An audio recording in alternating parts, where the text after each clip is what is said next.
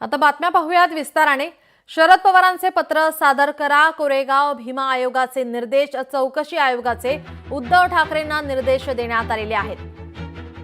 22 सप्टेंबरपूर्वी संबंधित कागदपत्र सादर करण्याचे निर्देश देण्यात आले। शरद पवार यांनी तत्कालीन मुख्यमंत्री उद्धव ठाकरे यांना दंगली संदर्भात एक पत्र दिलं होतं। भीमा कोरेगाव दंगली एसआयटी चौकशी करा, यात उजव्या संघटना असल्याचे पत्रात म्हटलं होतं।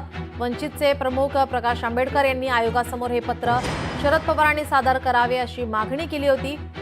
शरद पवारांचे वकील आयोगासमोर हजर झाले। त्यांनी हे पत्र आमच्याकडे सध्या नसल्याचं सांगितलं। आयोगाने हे पत्र तत्कालीन मुख्यमंत्री ठाकरे यांनी सादर करावे अशा सूचना दिल्या आहेत।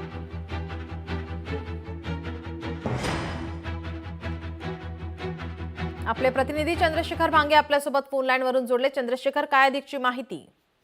नीलम, शरद पवारांनी ज्यावेळेस भीमा कोरेगावची दंगल झाली होती त्या संदर्भात तत्कालीन जे मुख्यमंत्री होते उद्धव ठाकरे यांना एक पत्र पाठवलं होतं आणि या पत्रामध्ये या संदर्भामध्ये दंगलीमध्ये कोणाचा सहभाग आहे यामध्ये उल्लेख केला होता। आणि हे जे पत्र आहे आता भीमा कोरेगाव जे आयोग काम करते या सगळ्यावरती त्या आयोगाच्या समोर हजर करावं या मागणीसाठी ही सगळी नोटीस जी आहे ती उद्धव ठाकरे यांना देण्यात आलेली आहे। प्रकाश आंबेडकर यांनी या संदर्भात जे आहे ते भीमा कोरेगाव आयोगाकडे याबाबतची माहिती दिली होती आणि आता या सगळ्या माहितीवरून जे आहे आयोगाने हे पत्र जे आहे ते उद्धव ठाकरे यांना